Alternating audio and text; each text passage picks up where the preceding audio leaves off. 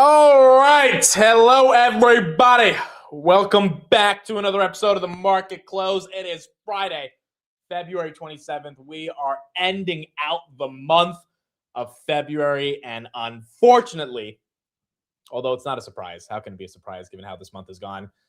We are ending red, and we are ending oh so red. You know, if we're going to end red, we might as well end really red. NVIDIA down another 4% on the day. $178. She's 5 cents away from going below 177 or 178. This is incredible. This is absolutely incredible. The S&P 500 right there down 0.5%. The S&P actually is kind of leveling out in terms of where it was in the morning on the lows. So the S&P got a bounce. NVIDIA did not get the bounce. And a lot of individual equities did not get the bounce today. We got a ton of headlines to talk about, ton of stocks to analyze, but whether you're in space, data centers, fintech, software, semis, everything has gotten crushed today. Now, there have been some pockets that have held up, but the majority of names have just been absolutely wrecked today. And unfortunately, that is what we're dealing with. Farzad, thank you for the $20 super chat. You know, this whole instant coffee conversation ended up leading me to respond to something on X, which is definitely a headline that we have today. I don't know if it's the most important headline, but Dunkin' Donuts is coming out with 48-ounce buckets of coffee. And so I calmly commented, hey, people don't understand that they can just make coffee at home with a spoon. And I got a lot of people that got triggered at me. Someone's calling me poor. Farzad said it's about the journey to the coffee shop. One day you'll understand. I mean, I don't know why people are so triggered about this, but nonetheless, Dunkin' Donuts, new 48-ounce coffee. Farzad, thank you for the super chat. Let's get into it. We got a lot to talk about. First of all, some headlines before we get into the market action. SpaceX, folks.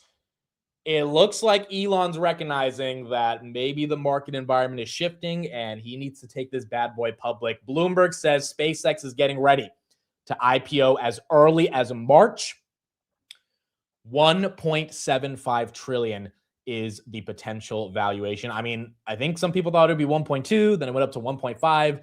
And now it looks like with the merger of XAI, it is going to be $1.75 trillion on the valuation. The company expects to submit its draft IPO registration to the U.S. Securities and Exchange Commission in March, which would keep it on track for a June listing.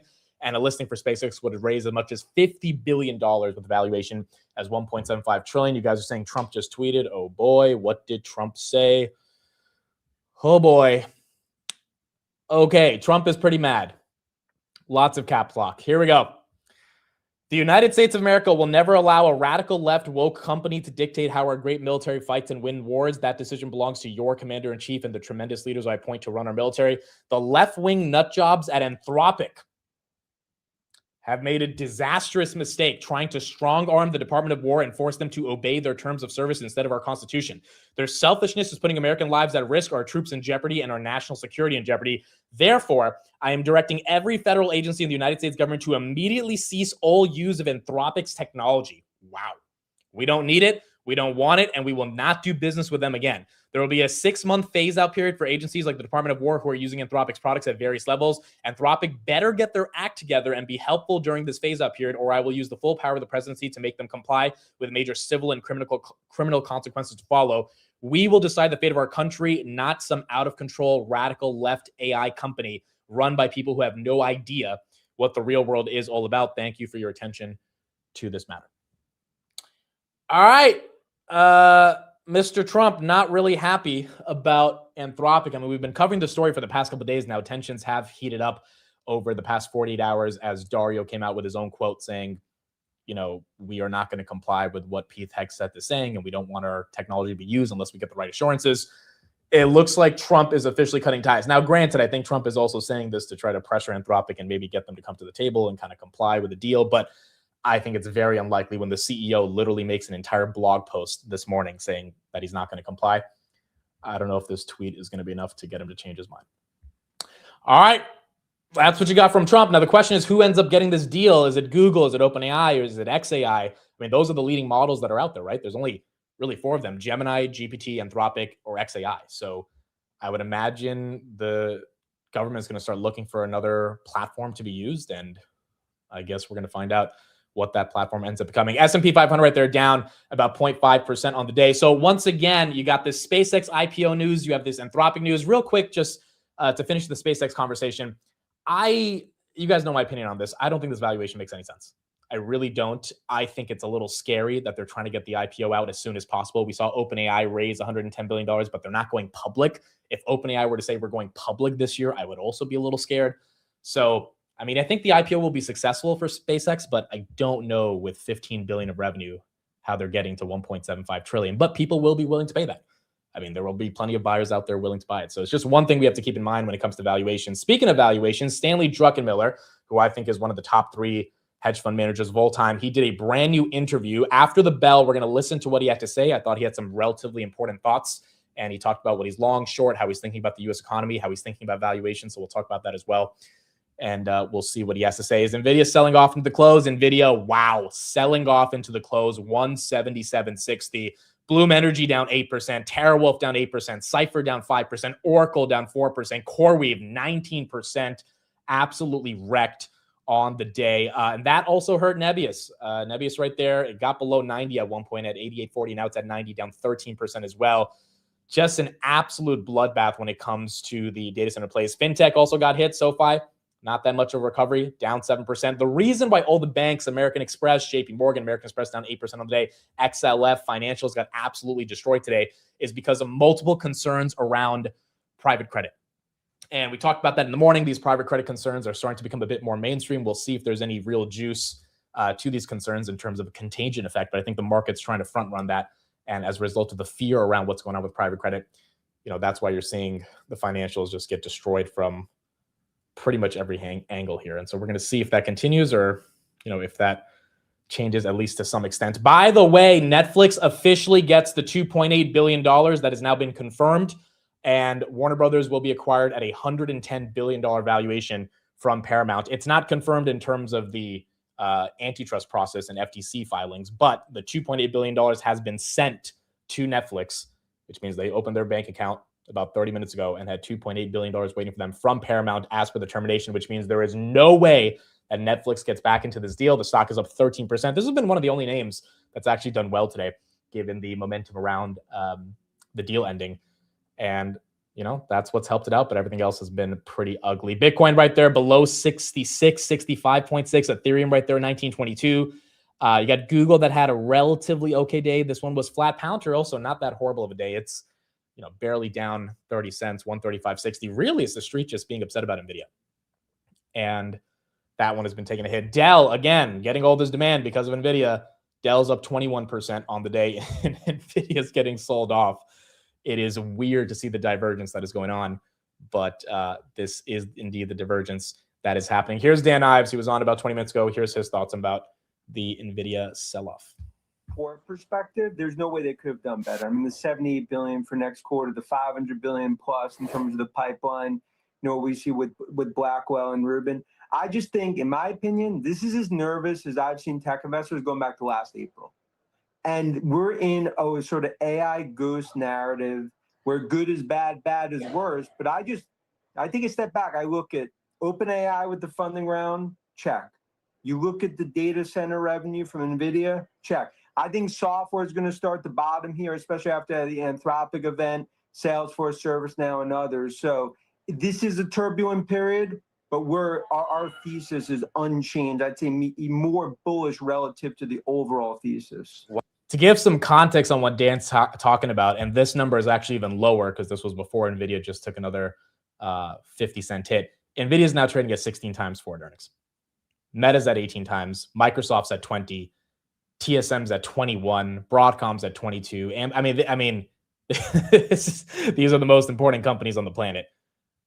Walmart's at 38. Now Tesla, we don't have to talk about Tesla. That's at 152. But I mean, it's starting to look a little ridiculous. Google's ripping right now. Partly could be because Gemini will be the beneficiary of this Department of War contract. Google right there at 1.3. I don't see any headlines that Google will get the contract. But I would imagine the market is perceiving Google as getting the contract, or even they're front running. Google might be the one to get the contract.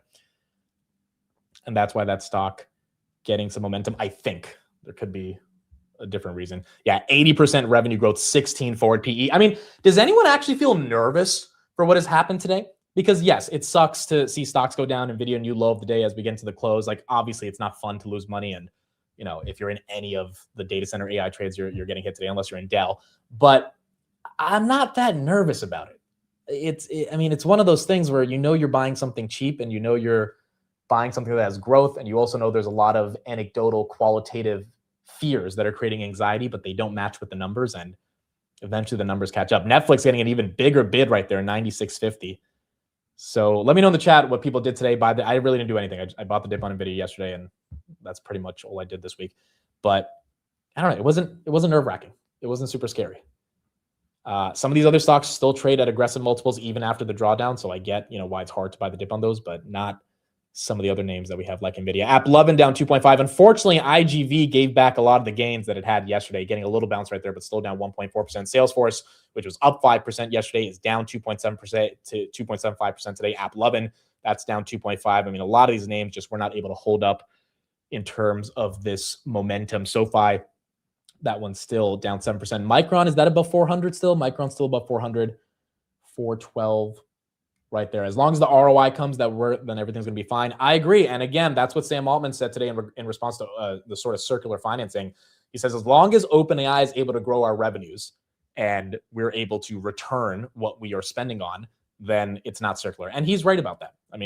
If they get money, even if they give that money back, but they're able to further overall grow and have businesses and products and services that add value to the overall ecosystem, and there's an equity stake involved, that's not necessarily circular. Now, the AMD deal is a little bit more circular to me, but at least when it comes down to the overall funding raise that they're doing, it's a question of, are they going to be able to grow? Google really getting a move right here. I don't know if the market's just thinking that Anthropic's losing this contract, so let's give it to Google. I also don't know if Sundar wants this contract. Remember, Google was the company that gave up the Maven contract, which allowed Palantir to build out this entire Maven platform back in 2019.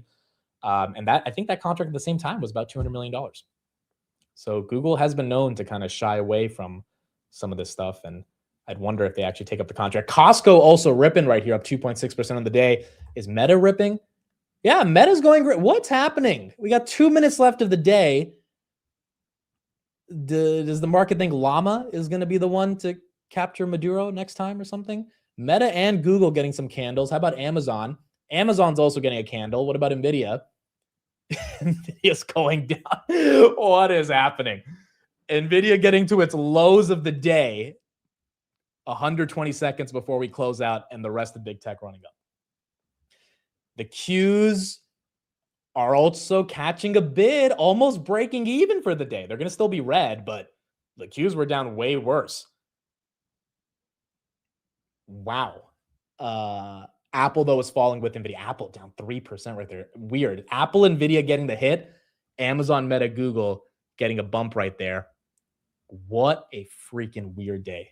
Absolutely. Yeah, it's just Nvidia and Apple, it seems. ASTS also ugly day. That was down 7%. Rocket Lab, ugly day after earnings. That was down 9%. Now it's only down 4%. Rocket Lab even getting a lot of growth. So it's not just big tech, I think. A lot of growth catching a bid in these last couple of minutes. Rocket Lab was at 64. Now it's almost at 70. If this doesn't tell you today has been run by algos going back and forth doing random shit, I don't know what does. This is just weird. Broadcom's breaking even on the day. AMD back at 200 for the last 20 seconds. Palantir going green.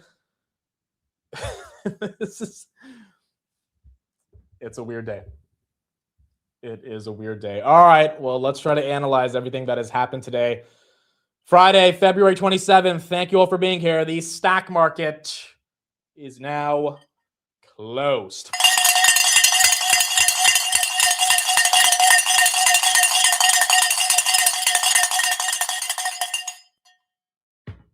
We are done with February, folks. Done with February. It's one of the worst months of the year. It's done. It's over. We march on to March, and hopefully we have something different waiting for us on Monday. Nvidia actually catching a little bit of a bid. There's that green candle bounce from 176 all the way up to 177.22, but not as much as the other names. Rocket Lab only down 5% of the day. It was a lot worse for Rocket Lab. Apple down 3%. Meta down 1.3%. Again, 1 or 2% on Meta is not that crazy. This thing was down almost 4 or 5% earlier in the day. The last 20 seconds, you were seeing these candles come out of nowhere. Google right there, actually up 1.42% of the day. Dell, they deserve it. That's up 21%. Palantir getting a nice bid right there, 137. Got a buy from UBS to $80 or to $180. Nebius, that is down 13%. But even Nebius gapped up about $1.50 towards the end of the day. Paramount, that was up 20%. They now are going to buy Warner Brothers. Applied Digital, that was down, but it was only down 4% compared to where it was before. Where is the S&P to end out February? 686. Wow. We actually got above 685 at the end of the day. So the S&P 500 on February 1st was at 697. No, it wasn't. It was at, basically 696. Okay, so we are down 1.5% for the month. Down 1.5% for the month for February, which honestly, I'll take it. We talked about the Trump tweet in regards to Anthropic. Again, I think Trump's posturing here a little bit. I don't think he wants to get rid of Anthropic. I think he just wants to seem like, the stronger person around how we don't need them, they need us. Multiple reports from Axios have showed that the Department of War really does want to keep using Anthropic. It just goes to show how much their model is better than everybody else's. But, if Anthropic doesn't want them to use it, then I guess they might not end up using it. Palantir right there, 137.20. Netflix also massive winner of the day, up 14%. You had Bloom Energy. This was down 7.8% of the day. And again, Rock Lab right there, 68.72 after hours, down about 0.5%. PayPal, was that green in the midst of the fintech sell-off? PayPal was green, up 1.49%. You also had Square, which held on to its gains, 17% for firing 4,000 people. Coinbase, Hood, SoFi, all those were down about 2.5%. That's what we got. That is what we got to end out the month of February. And we are now done for the day. We're going to have a couple of guests join in the next 20 to 30 minutes, and we'll get some of their perspectives on what's going on in the market. However, I think let's never mind. I was going to show something. I don't have to because I have another Trump tweet. Here we go. 55 seconds ago. The recent decision of the United States Supreme Court concerning tariffs could allow for hundreds of billions of dollars to be returned to countries and companies that have been ripping off the United States for many years. And now, according to this decision, could actually continue to do so at even an increased level. I am sure the Supreme Court does not have this in mind. It doesn't make sense that countries and companies that took advantage of us for decades, receiving billions of dollars that they should not have been allowed to receive, which will now be entitled to an undeserved windfall, the likes of which the world has never seen before as a result of this highly disappointing, to say the least, ruling. Is a rehearsing or re-adjudication of this case possible? No, sorry, not rehearsing, rehearing. I don't know if that's how it works, Mr. President. Is a rehearing or re-adjudication of this case possible? I don't think that's how. Once the Supreme Court decides, they decide. That's crazy, bro. He is so upset about this. He's asking for a rehearing of the case. I mean, you can appeal a lot of things, but at some point, when it gets to the Supreme Court, there's no more district courts left to hear your appeal. Like, that's the highest court of the land. All right. So those are the two tweets to end out the day for Trump. One is that he is ordering the government to immediately cease all use of Anthropic's technology. The second is he is calling for a rehearing or re-adjudication of the Supreme Court case. All right. That's what we got from Mr. Trump right there. S&P 500 again got that little bounce right into the close at 686 as we end off for the day. All right, let's listen to one of the greatest hedge fund managers of all time, which is Stanley Druckenmiller. He had a brand new interview today. I did not listen to the entirety of it, but I think there's 3 minutes of it that are really important and will probably help for people to understand more in the context of the macro right here. Some of these names still getting a little bit of a pump after hours that I'm looking at.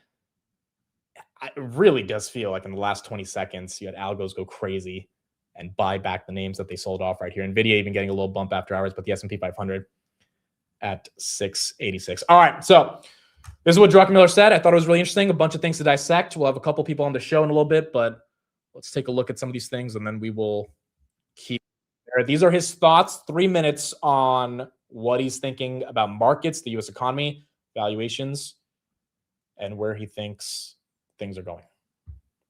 It appears to me the U.S. economy is already strong, and it's going to get much stronger because we're looking at the big, beautiful bill, looking at a lot of stimulus. My guess is the Fed is certainly not going to hike and probably going to cut. So that's a backdrop. But against that backdrop, that would be wonderful if we were undervalued. We're not undervalued. We're toward the top of the valuation range historically. So I thought that was the first important thing he said. He believes the U.S. economy is strong. There's going to be a lot of fiscal stimulus. The Fed's not going to hike rates, but he does not think valuations are at any meaningful undervalued level. I mean, he's thinking that we're towards the top end of the range. What would be exciting about developing a hedge fund portfolio right now is the one thing I'm sure of is there's massive disruption and massive change ahead. So actually for the opportunity set for the next 3 or 4 years, I'm really excited. Macro has been dead for 10 or 15 years. I don't think that's the case anymore. If you know anything about me, I tend to change my mind every 3 weeks. But given the backdrop, we would probably be long more an eclectic basket of equities. For until the fall the last 3 years, our portfolio was very much AI driven. We still have drips and drabs of AI around, but it's not driving the engine anymore to some extent. We still have big positions in Japan and Korea. Some of them are AI, some of them are not. We're bearish on the US dollar, mainly because sort of the top of the historic range in terms of purchasing power. And foreigners are way, way overloaded in dollars. And I don't know whether it's like a sell America trade because it's more like if they don't buy American assets on a net basis because of the trade balance and because the position in the dollar will go down on its own. And we think that is the most likely course here. And we own copper. It's not a genius trade. It's a big consensus trade. There's no supply coming on of meaningful supply, very tight for the next 8 years. And obviously you have a big add-on from AI and data centers. We're not long copper equities as much as we are. We just keep rolling the front end. We have some gold. That's mainly a geopolitical trade. It's not so much a monetary trade. And then because we're long all these risk assets I just mentioned, we're short bonds. I don't necessarily expect to make money short bonds, but I think we might make a lot if I'm right on the economy and it's a disinflationary growth. I probably break even. I don't lose anything, but it allows me to hold the other assets I mentioned. If I'm wrong and the strong growth creates inflation, it wouldn't be that unusual if the Fed were to cut into a booming economy for inflation to take off, particularly with what's going on in commodities. So I'm open-minded to that. But we create a matrix, and the bonds are helpful in both ways. So I thought some pretty interesting takeaways there from Mr. Druckenmiller. Essentially, they are short the dollar, they are short bonds, and that's kind of a hedge to the risk on assets that they have. They do think rates are going to be coming down, which would be beneficial to those assets. They also are not as heavily involved in the AI trade anymore. For those that don't know, Druckenmiller did get into NVIDIA in 2023. He got out at basically what would be the current price today of $90. It was around 900 at the time, and I don't think they ever meaningfully got back in. So around that $2 trillion valuation they got out, but they still made a decent chunk of money on it, and they're long Japan and South Korea. So it's not necessarily a bearish perspective from Druckenmiller, but it's also one of those sobering perspectives of, hey, you know, the dot-com bubble, there are similarities to the euphoria that we're seeing right now. However, we do think that the macro is going to be more important because we have a big, beautiful bill and a economy that is being supported by fiscal stimulus, and there's a lot of momentum and ability for GDP growth to continue. But in the face of that, there's also money printing, quantitative easing. There's fears about geopolitical uncertainty. That's why they're long gold, short the dollar. They also think a lot of foreign investors are loaded up on dollars, which is why it's important to short it right now and kind of de-risk exposure. But it seems to still say that he's long the broader economy. Remember, Druckenmiller brought a ton of XLF. He has tons of calls on banks. I mean, it was not a good day for him in regards to financials today, as they've taken a hit. But if the economy is growing, financials are going to do pretty damn well. So it begs the question, right? You know, when Druckenmiller is talking about euphoria, and then you look at NVIDIA trading at 18 times, is that necessarily euphoric? And I think most people would say probably not. Having said that, the conundrum of the market that we're in right now is that the S&P 500 is barely up or down year to date. I mean, it's essentially flat, and individual growth stocks, some of them down 40, 50%, which is kind of what we talked about in the morning. What would happen if the S&P had a proper correction, or even a pullback? Pullback's 5%, corrections 10%, bear market's 20%. What would happen to those companies? And part of the optimistic case is that because the Nvidias of the world are down so much, it's hard for the S&P to take that big of a hit because Nvidia's already fallen so much and the S&P is doing okay. But time will tell to see if that ends up playing out. You got Tom Lee live right now as well. Let's see how he's thinking about these markets. Everywhere. And it's in the conversation everywhere within governments, within this market. Market doesn't seem to know what to do with this trade from here. It's just nervous all the way across the board. Yeah, that's right, Scott. I mean, we know AI is improving at an exponential rate. There's a lot of spending associated with AI. And of course, now we're uncertain, like the path that it takes, whether or not it's actually a net positive for the economy. I think investors are losing sight of the bigger picture, which is that when it comes to the global implications of AI. Real quick, before that, we got some U.S. State Department notifications. 3 things. Number 1, Iran is being designated as a state sponsor of wrongful detention. Number 2, no American should travel to Iran for any reason. Number 3, we reiterate our call for Americans who are currently in Iran to leave immediately. And this is also the simple reason for why equity sold off today. I mean, you keep seeing stuff like this. We saw what happened with France and the UK this morning, telling their citizens about the same thing. It looks like the U.S. wants to attack. Also, we got some clips of Trump talking about Iran. I'll get to that in a second. But, I mean, it does feel like there could be an attack, if not this week, soon, based on how they're speaking about this. It's really just the U.S. and possibly China as the 2 real creators and beneficiaries of AI. And I think ultimately that also means that the S&P 500 should be a net beneficiary. So I think a lot of the angst we've seen this month and a lot of the research and a lot of the people pointing to how there's downside scenarios for AI, I mean, a lot of that is just guesses. But to me, I think it's also overly pessimistic. What do you make of NVIDIA's tough week? You couldn't ask for a better earnings report, one would think, and yet the stock's been miserable. Yeah, I mean, I'm disappointed to see the stock not stronger off those results. I mean, how many companies can get 60 billion of revenues, guide to 70 billion of revenues, and that's up over 70% year over year and 100% growth. The PE of NVIDIA now is at 19 times forward. So I think this harkens back to many times where NVIDIA's price consolidated for periods of time and then it re-rated. I think this is what it's going to prove to be. I don't think the visibility is any lower. And does it make sense that NVIDIA should trade now at half the PE multiple of a lot of consumer staples like Costco, which trades at almost 50 times earnings? Tom, how are you thinking about credit, the way that spreads have widened, the financials are trading terribly, not even to mention the private equity and private credit names. Some see broader risks out there. What about you? Yeah, private credit has been percolating as a problem for some time. We got some signs last year about this, and I do think it does affect those who are invested in private credit.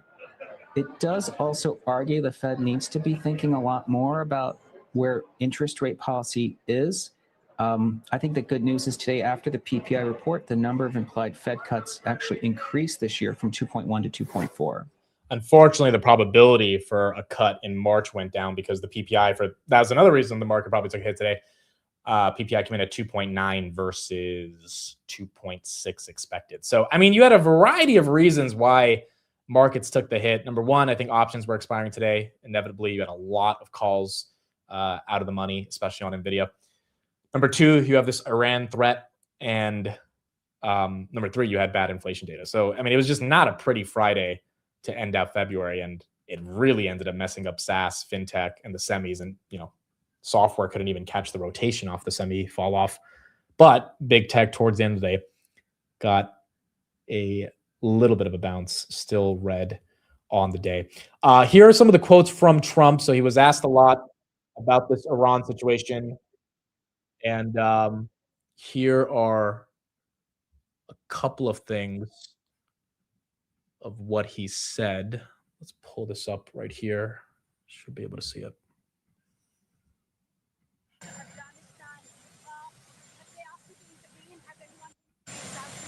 I would, but I get along with Pakistan, as you know, very well. Very, very well. You have a great prime minister. You have a great general there. You have a great leader. That, I think two of the people that I really respect a lot. And I think that Pakistan is doing terrifically well. Yeah. So that was what he said about Pakistan and Afghanistan. Here's what he said about regime change. He told you that if you use the military now, that there will be regime change right away? No, nobody's told me that. You don't know. I mean, nobody knows. There might be, and there might not be. It'd be nice if we could do it without, but sometimes you have to do it with. When you look at we have the greatest military anywhere in the world. There's nothing close. I'd love not to use it, but sometimes you have to. Get it. And then here's another thing he said about war. With documents that you've been briefed on for Iran, is there a risk that strikes could turn into a long, drawn-out conflict in the Middle East? I guess you could say there's always a risk. You know, when there's war, there's a risk in anything, both good and bad. We've had tremendous luck with myself, Soleimani, al-Baghdadi. Everything's worked out, and then we do the Midnight Hammer and so many others. Everything's worked out, and we want to keep it that way, but we're going to see. Yeah, So basically not denying that, yes, we could get into a war and that a strike, if it does happen, he doesn't want to do it, but it could lead to military action. And this was, I think, one of the weirder things he said, that we could end up having a friendly takeover of Cuba. For the way they're negotiating, so we'll see how it all works.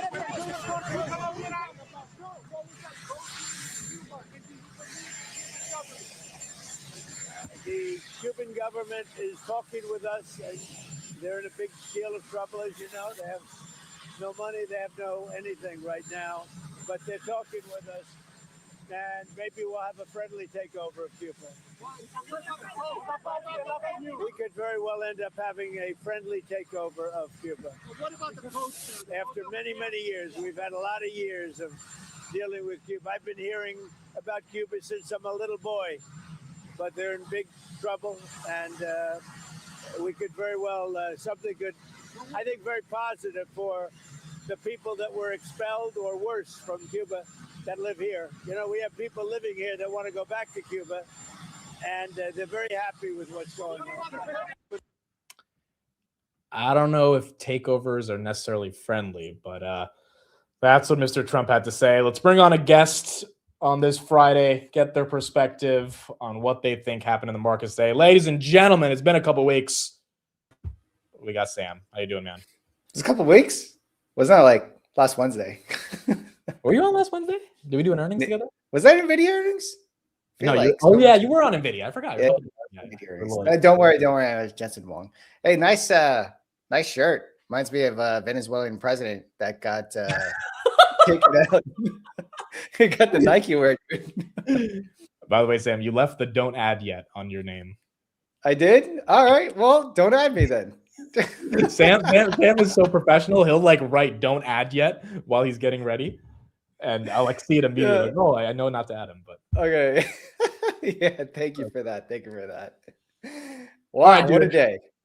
What do you think what happened today, in your opinion, when it came to the markets? I mean, the market got hit with like a million things. You had Block CEO. All right. We already know who he is and everything. Everyone saw the news. Lay off 40% of its staff.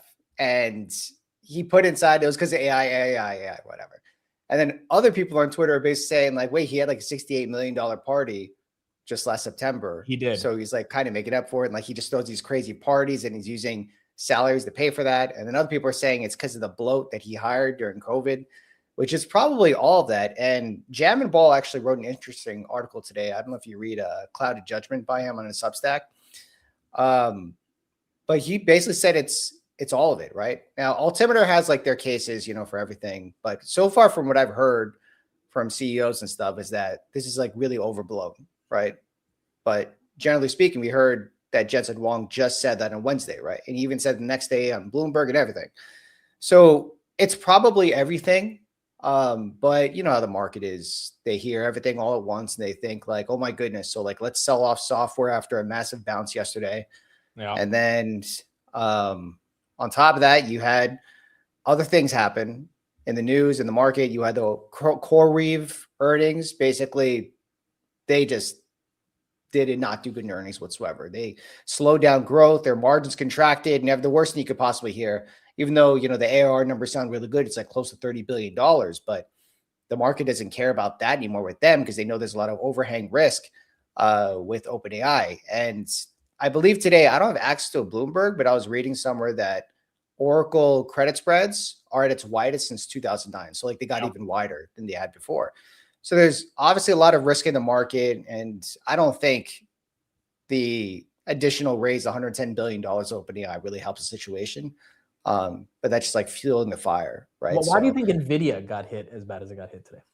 You know, that's the weirdest thing. I think the market just doesn't believe them, but it could be algos, right? Like we've seen the last earnings, the same thing happened, and then Nvidia went into the earnings around $200 or close to $200, and we kind of saw the same thing happen today. But you know, I can't. I wish I could explain it. I really wish I could.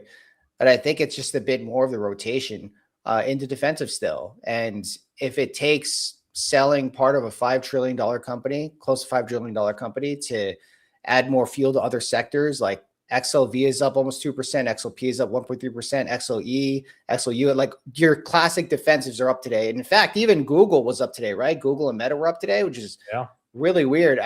Google was up today. Meta was down 0.5%. Amazon's green today. It was like a mix of everything. And then the news that came in through the day, you know, the SpaceX IPO that I mentioned, and then toward the end of the day, Trump's like saying that he's going to, like, I think a lot of it has to do with also people don't want to hold risk into the weekend because they know that the narrative could just change. But yeah, I agree as well. I think the risk into the weekend was, I mean, it was around 130, 140, and we were still falling. And usually throughout the day, you kind of bottom out around 11:45, 12:30. I mean, we were close to the end of the day and just water falling down. And when a company puts up 80% growth and trades at 15 times earnings and gets hit this bad, it does feel like sentiment's a little bit shifting, even though sentiment has been bad all year. Do you also think the private credit concerns today catapulted banks had their worst day since April? Is that also part of the reason why got sold off? Yeah, I mean, if financials fall, that's just a red alert sound to the market saying that, like, look, we have like serious economic issues, right? So if you have like JP Morgan, Bank of America, and all that stuff falling like 3-4%, the XLF, I don't know if you look at the moving averages for that, it's like the chart just looks terrible, and you can't have a sustainable rally without financials taking part of it, but especially without tech. Like, so if those two things fall, which I'm still surprised, like, wow, the NASDAQ actually led the market today, or it outperformed the market today, but it's understandable why IWM is down since it's made of a bunch of banks, regional banks, large banks, and everything. You know, it's understandable why IWM is down. And IWM really has had a sustainable bull run this year so far. So the fact that that was down big today, like 2%, you know, probably means a little bit of risk off environment. NVIDIA down 4% certainly does not help anything. I agree. Small caps getting hit, SaaS, fintech, semis, I mean, across the board. These were the top names trading the options market today. NVIDIA and Netflix were number 1 and 2. Then you got Tesla, Apple, Microsoft. What is your thoughts on the Netflix? I mean, did you play that at all? Or no, I didn't play it. I know some people who played it. I also know someone on Twitter who everyone probably knows. He got in like 5-cent calls for Netflix this week. Who? That guy, Sam something. He like wears a suit, brown skin. Oh, that he like always types in the irregular sentences like all the time on purpose or whatever. It's just like some people nailed this stuff, and even 5-cent calls. Yeah, like 5 cents, $5, right? So no, his strike was 5. His strike was, I think, $90 or something. Oh, then they were like 5 cents, and he bought them like a day or two ago. Like he's just, you would. I was even looking at Poly Markets earlier this week, and it said Netflix had a 45% chance of still taking over. So no one saw it. No one saw it coming. And yeah, Netflix is like the most bullish chart ending the week. Yeah. It's pretty insane. Like I just posted it had its largest volume today since January 2024. And of course, the largest weekly volume since then. And on the chart, it broke back up almost all the moving averages except for the 50-day and broke back above the 9 and 21 EMA. Like, it's wild, man. Like they rushed into Netflix because they're basically getting a $3 billion check for doing nothing. Doing nothing. No, and you know, this when this got to 70, it was trading at 25 times forward, which never has. Which it never has, right? It's historically usually 45. So I think that's also part of the reason why people got excited. Retail definitely loaded up heavy on this one. Oh yeah. Yeah. Retail also loaded up on NVIDIA. So this stat we talked about yesterday, but Thursday morning, individual investors bought 360 million of NVIDIA in the first 80 minutes of trading. The daily average over the past 5 sessions was 94 million. So we're talking about a 4x increase there. Do you think retail is getting too excited to buy the dip? And do you think the institutions are going to win this time, even though retail won last April? Well, I mean, I have some data to back it up, but retail is definitely trying to buy the dip in things that have worked for 3 years. And we've seen the data for it. And fund managers, according to the NAIM exposure index, I posted about that one this morning, is at its lowest level since May of 2025. And the S&P 500 was 15% lower than where it is today. So there's obviously a lot of deleveraging with fund managers and consistent deleveraging because that's been happening for the last 3 or 4 weeks. And it would appear from my feed, as well as some Bank of America stuff that I've seen, is that, yeah, retail is trying to buy the dip hard on a lot of tech stocks. And when it doesn't work, you see it fall off, right? And it's not like paper hands or anything. It's because like some of them are buying like near or at the money call options, which basically go to zero the next day when the stock is down 2 or 3%. And you have these, it props the price up when they all buy it before the event because of the gamma squeeze, right? So if all of these retail people are buying call options, the market makers or the dealers have to buy shares of NVIDIA, 100 shares to each equivalent contract as collateral when they sell that call option to retail. So that pushes the stock up, especially when you get an event coming up. Like we see what happened with Tesla. Tesla was popular for doing this back in 2021, 2020, right? So that's kind of what you're seeing, this huge volatility move, but also like, dude, the market participation is insane. Like retail is doing some crazy moves on the market. Like we can move the market. We really could. The problem is that that's been working to the upside for a long time. And I feel like right now, a lot of what we're seeing with high beta and high growth is just massive deleveraging and margin calls with retail. And it's probably going to stop at some point. We've been saying that for the past couple of weeks, margin calls, leverage. Like, do you think there's something more structural here, or is it that simple Well, it's like I mentioned, it's also the deleveraging of fund managers. You've seen it last quarter in 13Fs. You see it with the NAIM exposure index. And honestly, I'm not like trying to catch knives here. And I'm sure a lot of people are not doing that as much anymore.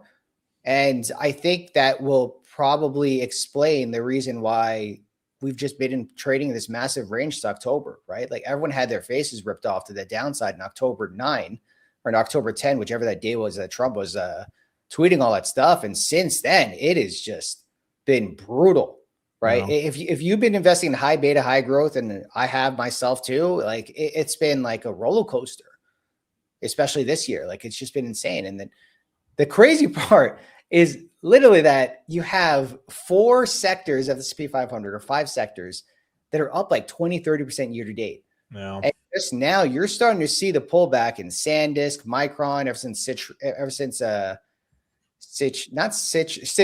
not Citrini. Yeah. They open up their short in SanDisk, which we don't even know if they have open yet still, but dude, I don't know, man. This market's wild. It's definitely not an easy market as it had been for quite some time. How are you managing the Nebius Iran data center stuff? Do you want to get less exposure, lean into it?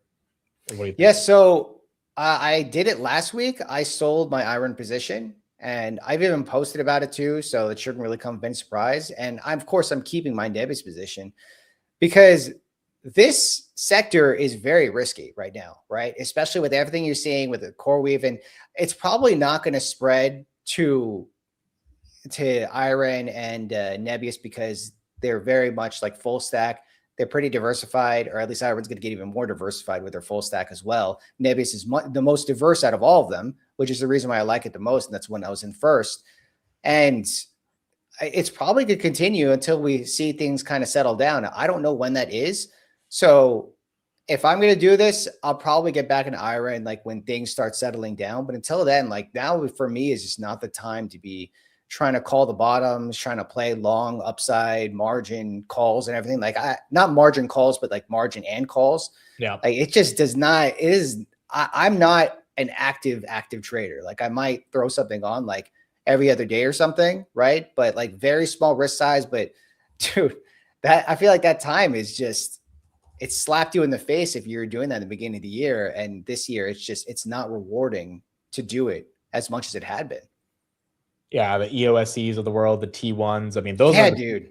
They're in the same bucket of Iren and Nebius. Iren and Nebius, I think, are more high quality, but they're all high beta growth. Yeah. Know? Who would ever have thought that was going to happen like all at once? Like there are so many people talking about EOSC on Twitter. And for a minute, I felt like I was going to miss the boat because I had traded that in the past and, just like left it behind me because I've learned my lesson trying to chase stuff. And it had that crazy day yesterday, like down 40%. Handed though, from a fundamental perspective, like that was much well deserved from what I read about management. But T1 Energy, it's also a lot of everything that worked in January is not really working anymore. Like ASTS was up 64%. Yeah, that's wild. It's now down 37% from that 64%. Yeah. I mean, and there's many, many examples of the things that were pumped up in January, like pumped up to the moon in January. I mean, very few of them have actually held out, and maybe they get the rebound in March. But do you think the high beta growth kind of topped out, at least in the short term, for January, and now it's in digestion? They all like topped out. A lot of them topped out in October. You could see a lot of these charts, they have not recovered since early October before that massive deleveraging event. And they have not. Like certain stocks have, obviously ASTS, Rocket Lab and all that stuff. They've recovered, but they've dramatically pulled back. But if you look at some charts, man, a lot of these charts have not even come close to their top since October. And since then, it has just been a disaster for a lot of these high beta stocks. And I feel like that was like a massive warning to a lot of people who are playing that on the long side. And if you didn't listen, then you're probably like trying to claw back to make up for it in some other ways. And some people probably have and who rotated, but the market is kind of saying right now that it's not favorable. So I don't feel the need to try to dive into that, trying to catch that knife. It doesn't seem like it is. You would think that with a SpaceX $1.75 trillion IPO next month, or as always next month. Yeah, you would think it would, but it didn't really do anything. It just, certain things went up after that, like DXYZ, the Destiny one that has some SpaceX in it, I believe, was up. I guess that would explain why Google was up today. As soon as we saw that announcement, I think they own like 8% of SpaceX, if I'm not mistaken, or something like that. Maybe it's 8% of their portfolio. I forgot, but they own a lot of SpaceX. Do you also think a lot of this pain is just it's February? Is that enough of a reason, or you think it's deeper than that? This could probably continue from a seasonality perspective. This could probably continue into early April, just like what we saw last year. I wouldn't be surprised if it did, only because like we've basically gone straight up for a while. And if you just look at the SPY chart, like it is literally just consolidation. Like there's nothing more to say. Under the hood, obviously things are way worse. Max 7 is just pulled back dramatically. A lot of these software stocks, imagine March is worse than February. Dude, that's what happened last year, right? Yeah, I got murdered pretty bad last year, and I imagine a lot of people did. And I don't want to make that mistake again. So just being prudent and careful, like where I'm buying dips and stuff, and like buying recovery versus like falling knives is really helped me avoid a lot of things lately. And who knows? I mean, maybe it might bounce back, but it's very difficult on an emotional perspective to like kind of. I've been so conditioned to do something for the last 3 years, like buy dips. Yeah. And it's like the couple of times after the dips don't get bought, you think like, oh, okay, let me just try one more shot. And then like at a certain point, I'm just like, I can't, this is not working anymore. Right. And I feel like people are starting to understand that. And then now you're starting to get the sense that the rotation is happening under the blanket. And that's why you're starting to see these leaders this year so far in terms of sectors are continuing to lead. And we've seen that happen time and time over again for 3 years, but maybe it's just not happening with tech or high beta anymore. And that's perfectly fine. I mean, this is still a bull market, right? Like we aren't in a bear market right now. Well, that's also why I think it's, yes, the conditioning of buying the dip has been tough, especially on names that, either the fundamentals aren't there, but they used to go up, so people conditioned to buy it and got hit, or the multiple is just way too aggressive. Having said that, it doesn't feel like we're in 20% 2022 market correction territory when NVIDIA's at 16 times. And does that give you any level of solace that the biggest companies in the world are affordable in terms of their multiples, and therefore we shouldn't see, an April of 2025 type of scenario again?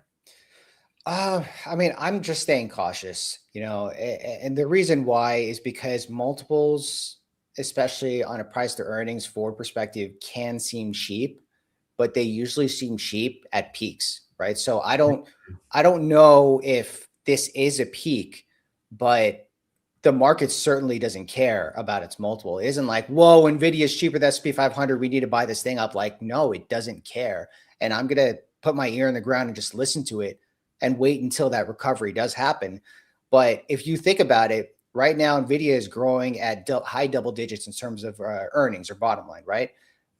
If that starts to slow down, which it already has, but like starts to slow down a little bit worse than the market expects, which is surprising because they certainly did not last quarter.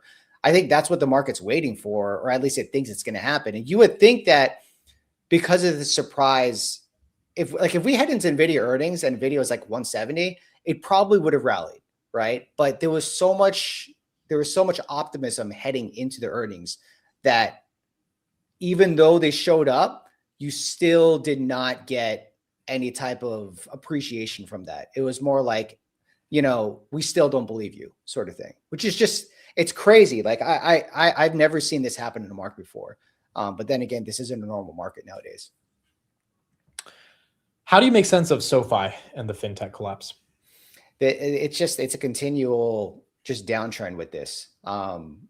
I think this, I honestly, I would think that this has a lot more to do with the liquidity in the system. I mean, this morning's inflation print certainly does not help. Even though rates come down, these companies, from the amount of money that they loan, as far as that spread goes, they do make money off it. But from a positioning and sentiment perspective, if you're not having liquidity expansion, these companies are not doing good. And they are the most sensitive when you think about high growth, because not only are they also high growth, like Shift4, not TTD, Shift4, Grab. You say Shift4? Shift4. I mean, it kind of is right now, but anyways, I mean, I don't mean to harp on that company. Like, it is a great company, but dude, that thing is like, I just looked at today, down 9%. Like, this is crazy, and Shopify still holding up there. Toast is just arguably a really well-run company and does good in the bottom line too. Like, they're probably, but nope, they're just getting sold off. A lot of these companies, and I don't even need to talk about SoFi, Pagaya as well, but like, these are more of like the speculative. But do you think this is lending fears for the banks? Probably do it lending fears, because if you think about credit and the fact that they had that 10% cap, it kind of pushes a lot of people out of the equation in terms of credit, and then makes them tighten. Like, just from a subconscious level, they're a little bit more conscious of their spending and their borrowing. And that's probably the reason why you see Affirm's down, which is a massive buy and pay later. PayPal's down, not necessarily a buy and pay later, but they do have that product available. Credit or Klarna's down a lot. Like, they're like more than 50% below their IPO level. I think that's just kind of what the market's saying. And then when you think of like the hoods and the Coinbase stuff, like, that's following the price of crypto. So, I think there was a catch down with Hood today after crypto kind of rejected that 70K level and pulled back. But a lot of that really just has to do with the comfort or the consumer confidence. The consumer confidence is there with high net worth, but it's not there with lower bottom middle class. And people like ourselves, we basically have to pay all the taxes. So, and we are getting ready to pay a lot of taxes. Sam's Twitter right there, folks. You guys can follow him on X. Please make sure to follow him. I'll put his YouTube as well in the chat. We got this clip from Trump, Sam. Let's take a look at this, and then we'll react to it as well. Well, they're going. I mean, we're negotiating right now, but they're not getting to the right answer. And we're not going to see people. We're not going to see what's happened for 47 years keep going. 47 years we've been doing this with them. The Obama deal was the worst deal. Nobody ever saw a deal so stupid. Right now, if you did the Obama deal, if that held, if I didn't terminate it, Iran would have a nuclear weapon, and it would be a whole different ballgame. That Obama deal was one of the worst, one of the dumbest deals I've ever seen. Yep. First of all, it was very short term. It would long be over. You know that. Would be not. I terminated it, but if I didn't, it would be over by now anyway. But the Obama deal, what he did was one of the dumber deals. I've seen a lot of dumb deals. That would be one of the dumber deals. He is in Texas right now. Sam, I know you're not a super big geopolitical expert, but in general, how do you think markets would react if we struck Iran? I don't think that they would care. I think they care about the anticipation of it, but I don't think they'd care because we've seen time and time again that it didn't escalate into anything. And we clearly saw that the last time we attacked Iran. And I think the market knows that. I don't see the fear being there for that, mostly because we've seen it escalate and like it just doesn't. The market's moved up on the escalation, it's moved down on escalation. Like I don't think it cares about it. Obviously that's a bad situation. I would not want to see that happen. That'd be crazy. But yeah, as far as the market goes, I don't think it necessarily cares. And it's funny because like now it cares about inflation. I guess this is just like a really weird market to read. And I personally just stopped trying to figure it out, or I've tried to stop figuring out. That's why I'm giving a lot of I don't knows with this because one, I don't know, and I don't want to lie and say that I know. But two, I feel like the technicals speak a lot better when it comes to performance or relative performance in the market. And I think that speaks volumes toward what's happening. Dude, did you see that? Did you see that photonic company AAOI up like 50% today? Like what is happening here, man? Like semis are leading apparently, but not in all of Well, I also think a lot of small caps are getting pumped, and I mean, part of it could be actual earnings growth. Part of it could also be momentum and hype. I really don't know. Yeah. So there's this company called Comfort Systems. You probably heard of the ticker FIX. Yeah. So their story, I was reading about them earlier this week, and their story is that they're just a standard air conditioning company. Sorry if I already talked about this. I forget if I talked about this on Wednesday, but they're just a regular air conditioning company. They build air conditioner systems and central air systems for schools, small businesses or whatever. And then they got tapped to like build some like data center HVAC systems, which they had in the past, but like they're seeing that sector of their business, that segment of the business just exploding. And that has brought them so much business. But I think more importantly is that management is able to sustain that and able to basically help that growth in that way, that they're able to handle all these customers and build on their backlog and keep their promises and everything. So the bottom line earnings is going through the roof of this company based on easy comps, but also their guides are just insane. And that's probably the reason why these companies are running, is because you have these businesses that's been around for decades, which is basically flat earnings growth, flat growth on the top line and everything. And all of a sudden they're exploding. The market's chasing these companies. And I don't know if I personally would expect the memory story to continue. Yeah. But you're seeing like a little bit of consolidation on it, like not like falling off the cliff, they've gone vertical. But I still do think that this theme with secondary or second derivative semiconductor plays when it comes to wafers, semiconductor supply chain, I still do think that's the theme of this year. And it's not so much like the fabless designers, like the NVIDIA, the AMDs, Broadcoms, ASICs designers and everything, which is probably the reason why you're not seeing like Amazon catch a massive bid or Marvell Technology catch a massive bid or even Broadcom either. And it's all like spreading out to other parts of the semiconductor supply chain. Yeah. Right. So I feel like that is kind of where I want to look in. That's where I've been trying to look in. And what had worked before, where it was like bet in the speculative companies and they're going to like 10 bag in like a couple of months, like that isn't necessarily working anymore. So it's about finding the companies that are more in like the ones that are not mentioned in the markets. And you can even find it like on ChatGPT or like whatever Stock Talk says when he says that. But a lot of people do use that type of research, is like asking what are the vendors for this company, right? And just like ask it in in AI, whatever model you pick. I mean, they're all sourcing from basically the same places on the internet.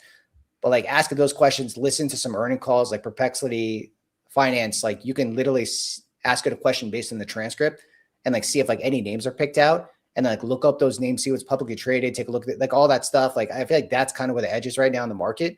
And if you figure that out, you can see that some of these companies have actually performed pretty well. So you would not want to rotate to like a Verizon, for example. You'd rather try to find smaller cap names inside of the semiconductor supply chain ecosystem that the market realizes are crucial to like this AI build out happening. Is that? Yeah, well, it would be about figuring it out before the market figures it out. And I have snatched a couple of them, and obviously everyone knows what Amcor is, and I would have never figured that one would have never came on my radar. But when I started looking this thing up, obviously we're from Stock Talk, but like when I started doing my research on it, I was like, holy crap, this actually makes a lot of sense here. And then on semiconductor, and I still do think a few of these semiconductor plays would continue, but like I'm really trying to find the ones that are not discovered yet, or the ones that don't have parabolic charts yet. Like Silicon Motion, like its chart looks better here today than where it did the other week. And it would complement a continued trend. It's SIMO. And that has to do with more of the NAND technology side as far as being a supplier for that one. Also ACLS, which obviously did not have good earnings. That would, I'm looking at the charts, and if it's holding the 200-day moving average, so the charts matter in that one. But, these are ones where I'm like kind of taking a look in, maybe obviously things don't really turn out too well when you pick certain things, and like chasing parabolic charts certainly doesn't help, especially chasing them. So I've learned to be a bit more patient when it comes to this stuff. Like I was looking at adding back into SIMO or SIMO, and I saw it yesterday. I'm like, really? Like I stopped myself out at the worst possible time, and then look at it today. It's down the last couple of days back to where I exited. But I want to be a little bit more patient with this one, mostly because when I see the market kind of like falling off a cliff right now, like it's probably going to bounce. Like we've been in this like massive range since October, and it's probably going to continue that trend until like the leading sectors actually fall off too. Right, because the utilities and I mean so many leading sectors have gone up. Yeah, a lot of them have. Yeah. So and that's what's kind of helped the S&P hold its level. So you're not really rotating into like deep value Adobe, PayPal stuff. You're trying to find alpha and growth, just games, essentially. I'm not. It's just I know Chris is about that stuff, and he's very successful doing it, especially with Verizon. Like, geez, like people thought that they were late with Verizon when I was at $40, and like they're definitely not late anymore. They were not late if they got in then. Like these kind of things, they've been working for the last few months, and that trend's probably going to continue, but like, that's not a sustainable trend. That's just the risk off trend, right? Like I want to be part of the juice of the bull market, and it is really in technology.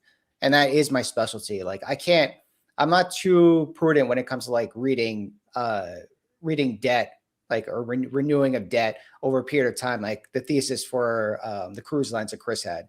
I'm not good at that stuff. And for me personally, for myself, like figuring out like the kind of person I am, it's got to be central around tech, and it's got to be central around a bull market, right? And a bull market today is about AI. So trying to figure out like what people are not really talking about that might be something later on. And I don't want to pick stuff out of Stock Talk's book or anything, because I'm trying not to follow too closely, because then that'll make me biased. But there are a lot of names out there that probably have a lot more upside than expected, that if you look at the charts, it doesn't look like these are suffering as much as other semiconductor stocks are suffering. Yeah. Right. So like looking at supply chain, trying to figure it out. I'm still trying to dig in, but I mean, I haven't really been too active lately, mostly because, dude, like I don't want to be active in this environment, because what if I get in something like ACLS and it's like very close to stopping me out, and it ends up being something good, right? So just because you have a 20% pullback doesn't mean the game is over. It just means that it's going back and basing out at the 200-day moving average again.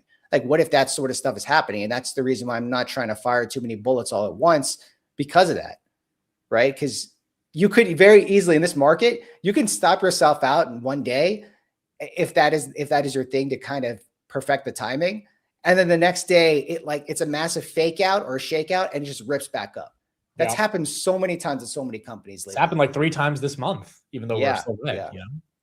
Yeah, we saw Rocket Lab and ASTS just earlier in January. Like that sort of stuff can happen, and it's been happening for a while, but that's less chance of that happening if it's not like a popular name on Twitter or on Wall Street, right? Because usually with those mid cap, small cap names, they tend to just trend up for a period of time, like years or months. And some of the charts show you that, but some of them are extremely volatile, even though they're a small cap, like OSS is just a super volatile shakeout stock. And it's always pulled back, and it's always like caught people to not get in because it's like, oh, it's going to go lower. And then like out of nowhere, it just shoots up. So, like those kind of stocks, like those are the ones that I'm trying to find. And, building the confidence in this game really takes a lot of just executing your own research and not just like taking ideas from people, right? Like you can hear an idea about a stock, but like not doing the research on your own and just getting in something, like you just absolutely get shaken out if the price drops. And I also think in a market environment where the game is not as easy as it was, finding that $3-4 billion company that could potentially become a $7-8 billion company, it's tougher. But not only is it tougher, if we actually do get the pullback, the real correction, those names, it's tough for them to. Yeah. We haven't had that real correction yet outside of high beta growth. There's so much doom porn on Twitter. I try not to, but like there's a reason why they attract so much engagement. It's because it's just like it's a drug, just like watching these things, right? Especially when it's near the bottom. Like the message that they send out is like so powerful that it's like your recency bias is just trying to attach to it an emotional level. It's like I'm trying not to let these thoughts run through my head, but like when you see the account go down, your brain kind of gets desperate because it just like want to protect. It wants to heal itself from getting financially damaged. It's just like. This market is probably the most emotional tied market I've seen this year than the last 3 years where everything was just working. Like 2022 was just like a gut punching, like confidence killer the whole year. Like it didn't seem like there was a lot of back and forth, whatever. It was just like, this is not coming back until like we figure out something over here. But this year has been like, we're back, we're not back. We're back, we're not back. All right. Sam, thank you for joining. There's Sam's YouTube right there in the chat and his Twitter. Please make sure to subscribe and follow. He goes live every day at 2:45 p.m. Eastern, an hour before the market close. Yep. So you can check him out on his show as well. And also one more thing is that I actually interviewed a CEO of a company today. Ooh. I don't want to say the name. Yeah. I don't want to say. I'll drop the hint tomorrow when I post it. But I don't want to say the name, but I think some people probably know what it is, and I don't want people to guess because I don't want to say what it is. But I've already gotten the clearance to post it, so I'm going to post it tomorrow morning. Just have to edit it a little bit. Not really too much editing, but just add something like an intro or an outro or a B clip, whatever that thing's called. But yeah, I'm going to post it tomorrow on my Twitter and also my YouTube. So just like want people to keep a lookout for that one. It was a great interview. It was the first time I ever interviewed a CEO. So congrats, man. How long was it? Yeah. I think it's like 30 minutes. It was actually supposed to be like 15, 20 minutes. It ended up being 30 minutes because the guy's pretty down to earth. I'm not going to lie. He's a pretty cool guy. I guess I might have. Is it a stock that a lot of people own? CEOs? I don't know, man. I don't know. All right. He's building suspense. Yeah. I'm going to be excited tomorrow. All right. Yeah. Sam, thank you. There's YouTube right there. Appreciate it, man. Later. Take care. All right, Trump is live. Rocket Lab's also trying to launch something real quick, but their launch is on hold. Let's go to Trump, and then we'll keep going from there. I ended the Biden export ban is right at the center of the action. So who lives here or this area? Who lives?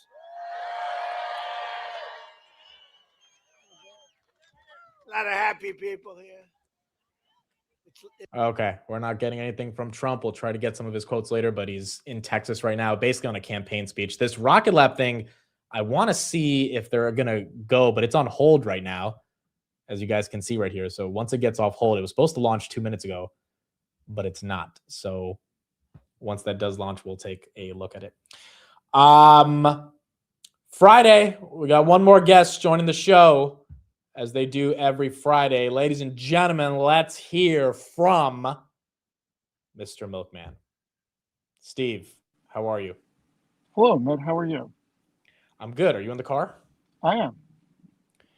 Have you road raged yet, or? No. Okay, good. Hopefully we don't have to deal with any road rage today. So what was your thought on why the market crashed today? Oh, I don't know. I didn't really look at it. All I know is I bought two things today. Ooh. Actually, three things if you figure the S&P purchase tonight when it goes through. Okay, so besides the S&P, what did you buy? Zeta, Amazon. Interesting. Both took Amazon didn't take a big hit today, but Zeta did. No Nvidia though. No, I mean, Amazon owning 5% of OpenAI and 15 or 20% of Anthropic, I'm all for it. Okay, and then Zeta, I imagine just the DCA. Yeah, I mean, I think it's a great market to be buying for long-term investors. I'm a buyer. I don't get shook. I don't get stopped out of positions.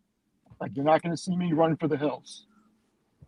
Why do you think Nvidia took another 4% hit today? I mean, obviously sentiment got hit pretty bad, 200 to 176. Do you think there's logic behind it, or do you chalk it up to algos and margin calls and things of that nature? There's somebody's logic to it. If I agree with that logic, I think you did a really good job exposing the options angle. I also think after what CoreWeave said last night, I think that just amplified people's scare about CapEx, even though it shouldn't, because when you look at how much revenue they're going to generate off of spending another 15 or 20 billion in CapEx, I mean, people need to get over their fears and they need to stop acting like this is all circular financing and .com 2.0. It's not, and that narrative needs to leave. Yeah, I mean, OpenAI officially raising the $110 billion round today. I think that's actually really bullish because, as you said, I want to ask you something. How did you feel when the OpenAI came out and said, you know what, we just closed 100 billion, but we're going to raise another 10? I mean, it felt like to me they have enough money to deal with all the shit they need to deal with and pay. Felt like there was enough demand for their equity that they weren't planning on it, and somebody just wanted it, so they said fine. Yeah, it felt like there was plenty of demand. I mean, who knows? Maybe they could have raised even more than that. Given you talked about the circular thing, I do want to play this clip from the morning. This was Sam Altman's response to the circularity of it, and you can let me know how you think about his logic as well. These transactions as what they call circular. They look and say a vendor effectively is going to make an investment in your company, and on the other end, you are going to be making effectively an investment or buy services from that company. How do you think we should think about that? I get where the concern comes from, but I don't think it matches my understanding of how this all works. This only makes sense if new revenue flows into the whole AI ecosystem. If people are not willing to pay for the services that we and others offer, if there's not new economic value being committed, then the whole thing doesn't work, and it would be circular. But revenue for us, for other companies in the industry, is growing extremely quickly, and that's how the whole thing works. Now, given the huge amounts of money that have to go into building out this infrastructure ahead of the revenue, there are various things where people, finance chips, invest in each other's companies, and all of that. But that is like a financial engineering part of this, and the whole thing relies on us going off or other people going off and selling these products and services. So as long as the revenue keeps growing, which it looks like it is, I mean, demand is just a huge part of my day is figuring out how we're going to get more capacity and how we're allocating the capacity we have. Then I don't think it looks circular, even though the need to finance this, given the huge amounts of money involved, does require a lot of parties to do deals together. Steve, you kind of agree with that general premise?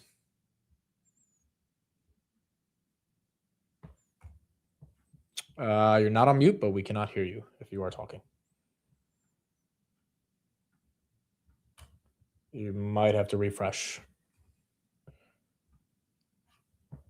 Okay, he will join and come back. Let's pull up Trump again. I don't even know why he's in Texas. Rocket Lab, by the way, still not launching. I don't know what delay they're having, but I guess there's some energy conference thing that he's doing. Okay, Steve's back. Amit, I apologize. My expediter called, and I ended up having to pick up, and it kicked me out of the StreamYard. That's okay. What's an expediter? What is that? Somebody who makes things happen with the city for permits and stuff. You should have just said someone who makes things happen. Well, they're called expediters with the Department of Buildings, Fire Department, that type of stuff. Oh, but you would have proved you would have proved you're a mafia boss if you were like, I'm on the phone with someone who makes. If I had said somebody who fixes things. Yeah, someone who just fixes. That's pretty much what it is. Do you agree with Sam's general premise right there around circular financing? I didn't hear his. You didn't even Think hear about it. Okay. financing. Well, the point is, he said as long as revenue keeps growing, then it's not circular. How about it's not circular because they're getting equity for their capital? What they do with that equity is nobody's business. If they choose to spend that money that they collected from selling equity in their company back with the same company, that's not circular financing. It's two separate saying that a company is not allowed. That's like saying that,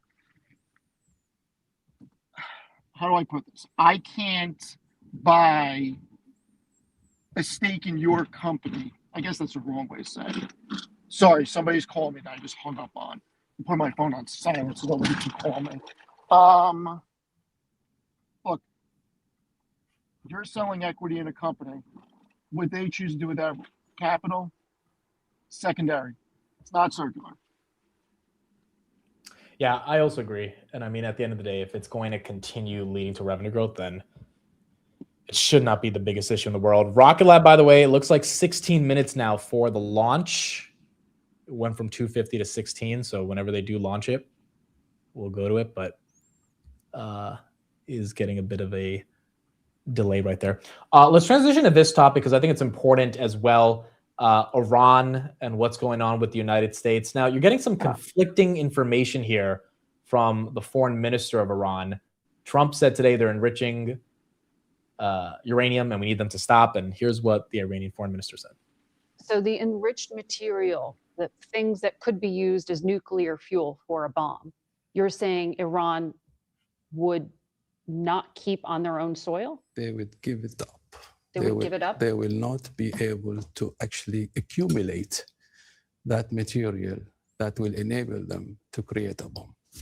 There's no accumulation. So there will be zero accumulation, zero stockpiling, and full verification.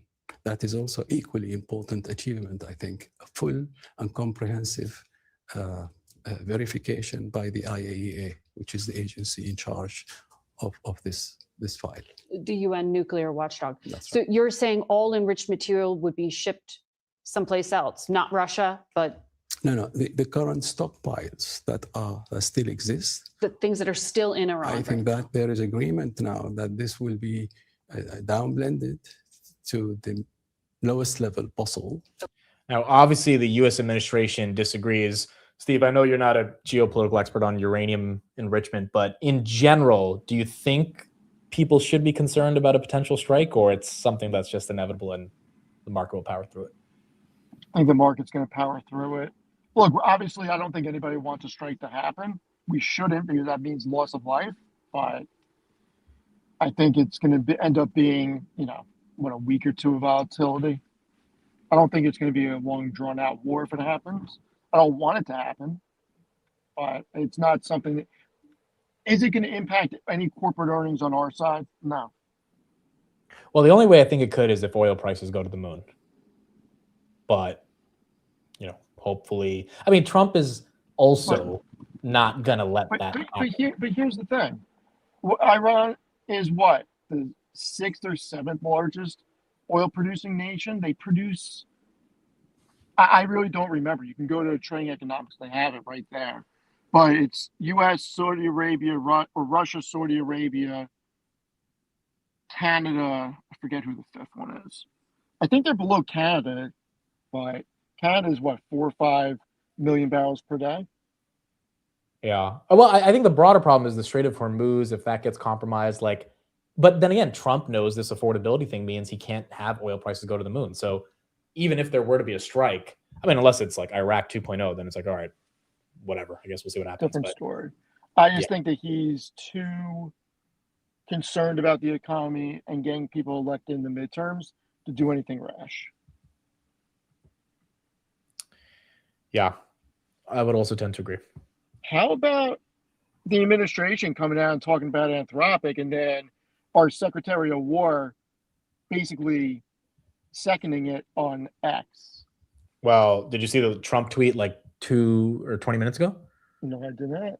Trump said, "I'm directing every federal agency in the United States government to immediately cease all use of Anthropic's technology." Yeah, that wasn't that was earlier. Yeah, well, it was like an hour ago. Yeah, you're right. Yeah, I did see that. So okay, so then who do you think gets the contract if not Anthropic? I don't know. Because I don't know if OpenAI and Google want to be associated with it. I don't know. You know, if Palantir was making their own models, Palantir I think would easily take it, but they don't. You know, so Perplexity? I don't know. No idea. Dude. I mean, it would definitely get Perplexity to be more important to the government if that happened.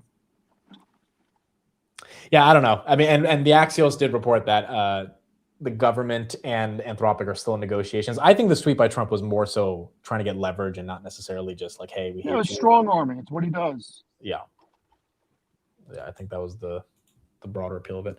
Let's go back to Trump right here, then we'll keep going from there. A little bit more than 1 year now. $9 trillion. So $1 trillion less, much less, of new investment came into the country. In less than 12 months, I secured commitments for more than 18 trillion. So think of it. For 4 years, think of it, what it does to a place like this. 4 years, much less than 1 trillion. Less than 1 year, more than $18 trillion. I would say that's the difference between making America great again and making America a major loser. A short time ago, we were a dead country. We were totally a dead country. The King of Saudi Arabia said it to me. I was over. They invested $2 trillion in our country. I was over there with other great countries, but the King of Saudi Arabia said to me, President, 2 years ago, you were a dead country. Now you have the hottest country anywhere in the world. Can you imagine? The stock market has hit 53 all-time record highs since the election. Think of that in 1 year. Adding trillions of dollars in value, Americans' pensions and 401ks and retirement accounts, they're all through the roof. Who has a 401k? Wow. Is anybody unhappy with the job I'm doing? Your 401ks have doubled, right? Are they doubled?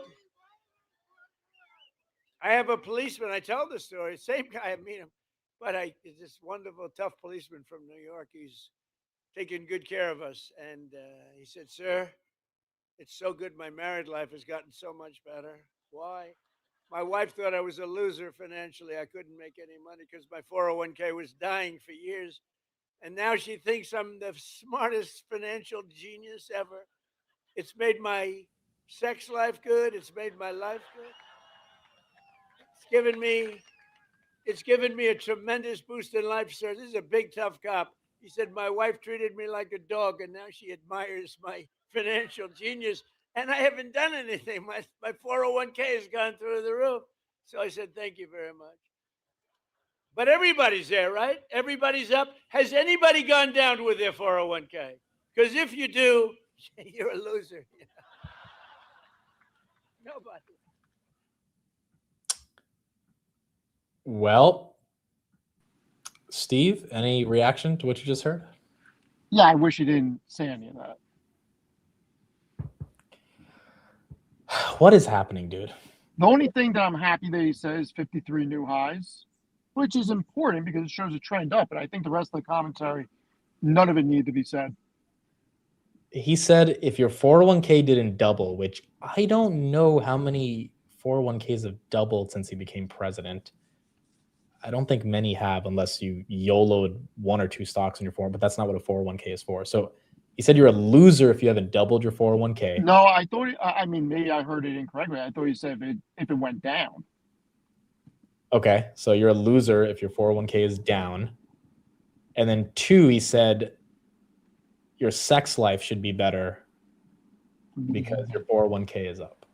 Not really. And look, I know that that's how he talks. That's not necessarily what I want to hear when he speaks. So I think that, Trump has said some unhinged shit. I think those 30 seconds were, I don't think I've ever heard that. Oh, that's the most unhinged I've heard him say publicly. Right. It's not just me, right, guys? Like, no, it's not you. He's never talked about that before. And we're used to him being pretty unhinged. So that. And but here's the thing. It's hard for 401ks to go down when you're putting in every 2 weeks. That's correct. I mean, you're constantly adding. You're forced adding. It's hard for it to go down. Even if you're in a bond fund, it's hard for it to go down. You're putting in every 2 weeks. But also, how did this guy he's talking about, the 401k, like Trump got elected in January of last year. I mean, the market was at 600. It's at 680 now. And, you know, if that guy was contributing to his 401k when Biden was president, those 4 years, I mean, the market. We're good. So it's like this story that he's talking about, this guy who couldn't get laid because he didn't make any money. It's like, hold on. If you were contributing to your 401k for the past 15 years, I mean, like, it's a weird story. It's a bit of a Yeah, I weird... don't think it needed to be said. Well, that's what we got. But I don't know. I think NVIDIA is being punished. It's a victim of its own success. And I think it deserves to be significantly higher. I think the Mag 7X Tesla are too cheap. I think they deserve to be higher. I think you're going to see a rotation end of this year, first half of next year. I think you're going to see a major rotation out of staples. I don't think this lasts. I mean, Verizon, Coke, all those were up against it. You really think the Walmart was up against it? You think Verizon's different. Verizon's valuation is still undervalued. When I say staples, I mean more Walmart, Costco. But Steve, be honest. Verizon's not up 20% this year unless there's a big rotation, even if it's undervalued. Like, to me, I don't think Verizon goes to $50. Verizon had a big catalyst. Verizon had a new CEO come in that had a clear plan of cutting costs and doing several things to increase value.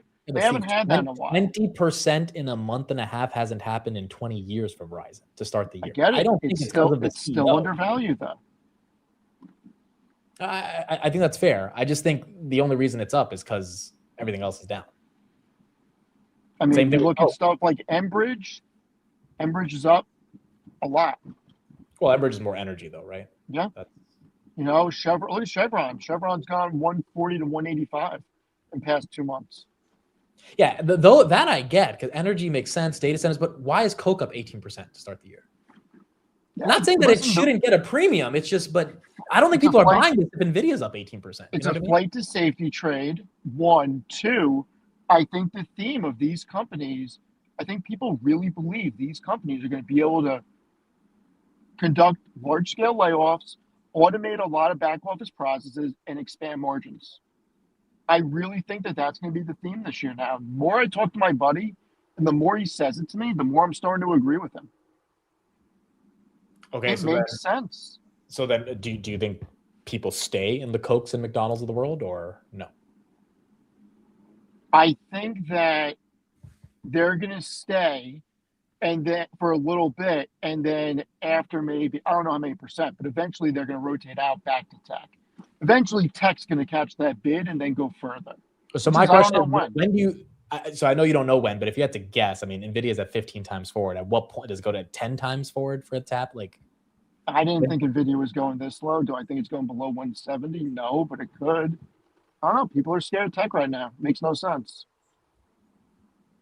Yeah, I mean, I think the lowest NVIDIA got this year is 171. So, I mean, absolutely, we could see it tread right back down. I mean, maybe people don't like the idea that OpenAI just raised $110 billion, and they think that this is a company that doesn't make money with $1 trillion valuation. Maybe that's scaring people. Yeah. There's a lot of things, but you know what? A couple of good quarters of earnings should right the ship. I mean, eventually, it will correct.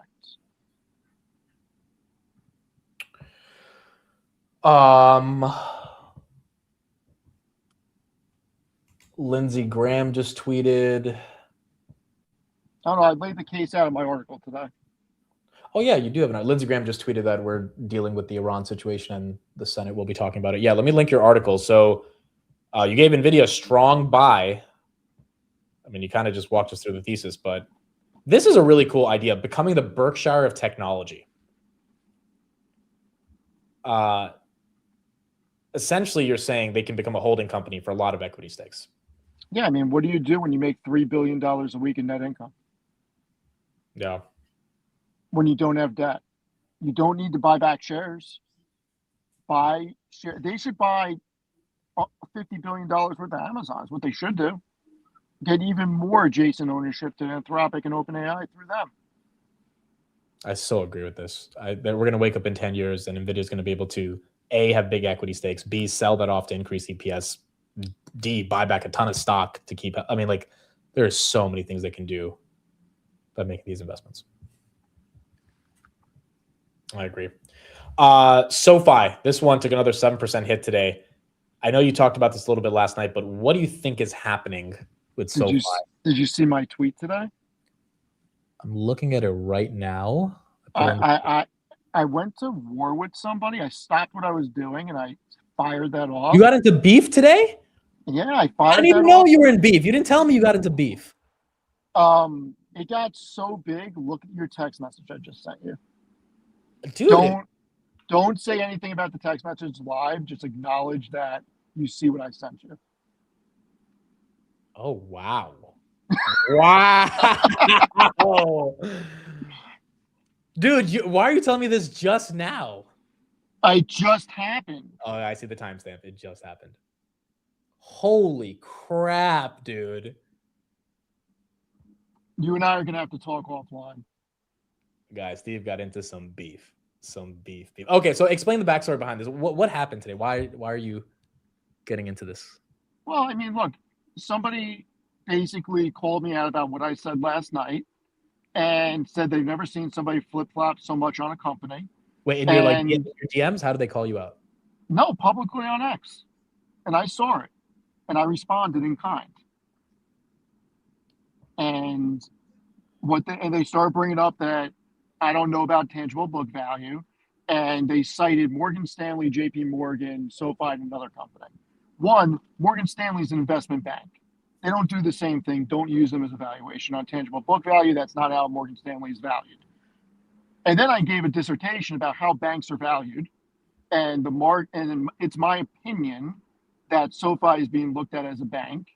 And I cited 12 banks, all the big ones, from regionals to the big money centers, Citibank, Wells, Bank of America, JP Morgan. Out of the 18 banks, SoFi trades at the second largest valuation on tangible book value and the largest valuation by more than double on EPS. And I said, I'm not saying I agree with it, but if I am correct and the market is valuing SoFi as a bank, they are rewarding them for their forward growth by giving them more than double the EPS valuation of the next company in my chart. And I didn't cherry pick. I went with the largest companies. Put Truist in there. I put USB in there. Put everybody in there. Like, it wasn't cherry pick data. Real quick, before we continue, Pete Hegseth, Secretary of Department of War, just said effective immediately, no contract supplier partner that does business with the U.S. military can conduct commercial activity with Anthropic. That's crazy because the U.S. military has a lot of different subcontractors that might not necessarily, want to get off of Anthropic, even if the military themselves wants to get off of it. And then number two, he said this decision is final. Now, maybe he's still posturing, but he says this decision is final. Well, that's not good. That's a lot of companies that potentially have to get off Anthropic commercially, not even just defense-wise. I'm directing the Department of War to designate Anthropic a supply chain risk. Okay. All right, so back to SoFi. So basically, you're making the argument that the market's not perceiving them as a tech company, which is why you're talking about tangible book. Yeah, then I put the four things. Do I believe they deserve a bigger multiple? Yes. Do I believe Noto's doing a good job? Yes. Do I believe their best days are ahead of them? Yes. And then I put the several things that I think that they need to do. And for them to be looked at as a unicorn, for them to be looked at as a company that is not a bank, they have to have the tech platform in full swing and power their competitors. Otherwise, there's no difference between what they do and what a Citibank does or a JP Morgan, except they don't have four walls with people staffed there. They make the majority of their money off of lending and off of financial services. That's a bank. Now, are they growing like a bank? No, they're growing like a tech company. Do they have the potential to be looked at as a hybrid or a unicorn? Yeah. But in order to do that, you can't just lower your costs by owning your platform. You have to power your competitors and generate large-scale incremental revenue that scales every year with price escalators from the large money centers. They do that, they're looked at as a much different company, and it changes the narrative. And my opinion, and I'd love to have this conversation, is that you can't or you shouldn't compare them to an American Express, two different businesses. I understand that American Express has a banking license. Does anybody think about American Express as a freaking banking company, or do they think of them as a credit card company? Yeah, no, I agree. I agree, and I think it makes sense to kind of have that breakdown. I also think it went down 7% today because all banks were hit with that private credit. Everybody, the market got hit today, but you know who's not really feeling pain? People that are in index funds. That is true. They're probably not feeling the pain. By the way, guys, this Rocket Lab launch, I don't know if it's happening, but it should have happened literally 30 minutes ago, then 20 minutes ago. It looks like it's just halted. So until it happens, we're going to have to see. Okay, so by the way, Trump just said he thinks I mean, well, I'll just play the video, but if someone were to retire from the Supreme Court, Trump has his replacement. Oh God. Ready to go. Tell me it's Giuliani.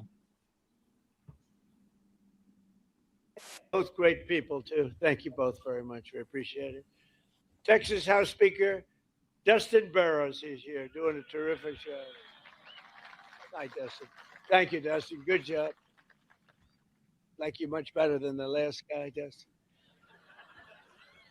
And we have a senator who's really an amazing guy. I'm thinking about putting him in the Supreme Court.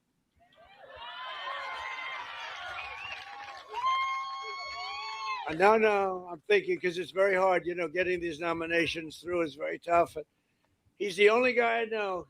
He'll get 100% of the Democrat vote, 100% of the Republican vote. They want to get him out of there. He is such a pain in the ass, but he's so good and so talented. Ted Cruz.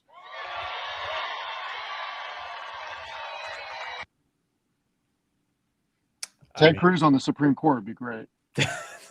Cruz on the Supreme Court. Oh, that would be great. I would love to see that. Well, maybe Trump ends up making it happen. Maybe. We're in a weird part of this timeline, dude. Yeah, I mean, tech goes down a ton. I mean, you can't tell me that CoreWeave going down $20 was anything other than fear about their CapEx. And everybody disregarding what the potential is 3 to 5 years out. You don't have a position in this one, but you it has caught your eye. Does it get attractive here? No. I gotta run the numbers tonight. It's getting pretty attractive. I mean, I don't think CoreWeave is a bust. I think we need more compute. Well, I agree. I mean, like that. Well, that's the thing. If we need more compute, all these names eventually will have earnings that continue to justify the multiple, but the market's not buying it. And if they're not buying it on NVIDIA, they're not buying it on Nebius or CoreWeave or any of these. Yeah, maybe they don't buy it right now, but what happens when all the bottom 493 are all buying compute and overhauling their businesses? Like at some point, this is going to flip. Yeah, people started calling them debt weave now. Debt weave, I like that. They do have a lot of debt. All right, I think that is it for us today. Steve, thank you for joining. Steve will be live later tonight. I'll put his YouTube link in the chat. Yeah, I mean, this is the nature of this market right now. Obviously, an ugly end to February. Hopefully, things turn around. But realistically, I asked the chat in the beginning of the show, and I think most people agree. The level of nervousness is not the same like it was in October, November, or even early February. I think a lot of people were very zen today. Just if NVIDIA had crap the bed on earnings, it would be a different question. But because it was so good, it's like, okay, it's the market being the market. It's not structurally the story is over. And I think that's why a lot of people are just like, it is what it is. Yeah, you gotta give it time. Look, there's always peaks and valleys, and the valleys feel horrible, but the reality is the market's still near all-time highs. May not feel like that if you're in tech, but there's a lot of things that are working, and the majority of people are in passive investments, and they're just not feeling it. Yeah, we're the ones who actually care because we look at Exactly. every day. But yeah. So it'll come back. You just gotta wait it out. All right, Steve, thank you. Putting Steve's Twitter in the chat as well. And I will talk to you pretty soon. All right, see everyone later. Later. Stay on for a minute. All right. Oh, Steve just left. Okay. I will call him afterwards, and then we'll talk. Okay, so the Rocket Lab thing, guys, that's not happening. So, I mean, maybe it is happening, but I don't know when we're going to see it happen. It looks like they want to make it happen, but it's not. Does anyone know why this is getting delayed so much? It's got to be weather. I thought we would get to see it. I haven't seen one of these in a while, but yeah, this one looks like it's still delayed. Again, this Anthropic news, this just broke like literally 5 minutes ago with Hegseth. I don't know, bro. Is he actually saying this decision is final? You have a video right here that he posted. Let's take a look at this as well. A sacred trust between America's institutions and our warriors. It should be a trust that demands we develop our finest military leaders with the highest standards so that they are equipped to fight and win our nation's wars with absolute lethality, from basic training to the halls of higher education. That said, our senior service colleges have always been expected to act in the interests of this principle, to transform our senior warfighters into strategic thinkers, capable of mastering the complexities of modern warfare and leading our joint force to victory at every echelon. This video apparently is about woke colleges. I'm looking at the caption right now. So, I mean, you got Hegseth going after a lot of different angles, but this Anthropic tweet is, I mean, it's pretty aggressive if it's actually true that they were officially, yeah, here it is right here, that they are officially saying this decision is final. America's warfighters will never be held hostage by the ideological whims of big tech. This decision is final. Anthropic will continue to provide the Department of War its services for a period of no more than 6 months to allow for a seamless transition to a better and more patriotic service. Who do we think gets the deal? Because if it's not Google or OpenAI or XAI, is the U.S. government going to contract to build their own model? Like, could the U.S. government start spending billions of capex on NVIDIA to build their own patriotic AI model? This is such a stretch. It's probably not going to happen, but someone's got to take this deal. And if it's not Anthropic, I wonder who it's going to be. Classified networks. The red lines we've heard from CEO Dario Amodei were around using this technology for autonomous weapons and mass domestic surveillance. We also mentioned the supply chain risk. That is now official. There were some prediction markets popping up around this on Kalshi. You can see there now it's official, 94% probability. I would put that now at 100. But we did just get that confirmed. The volume around that contract doubled in the last couple of hours here. But that is the latest, officially a supply chain risk and big implications for one of the biggest AI companies in the U.S.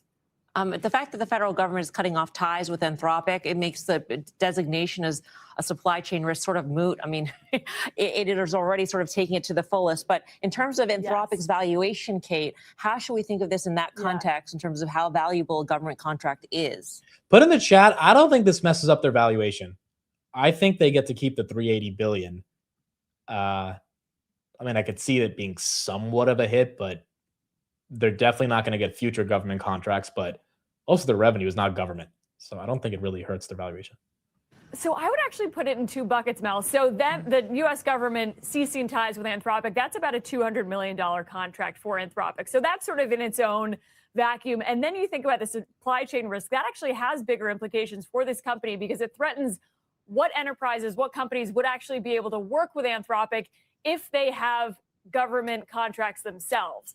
Okay, that's a fair point. Because, like, for example, if Salesforce uses Anthropic, but Salesforce also has government contracts, if I'm reading Hegseth's tweet correctly, he's saying any vendor that commercially, he put the word commercial in there, works with Anthropic will not be allowed to work with the US government for a national security risk. I mean, that I feel like more theoretically could hurt the enterprise side of the business if that's how it's defined. Yeah, definitely would hurt AWS. I mean, AWS is running all the Anthropic models. AWS has a lot of government contracts as well. So the risk when you talk to investors is that there could be this chilling effect on the enterprise business. Take, an Amazon, for example, they do government work.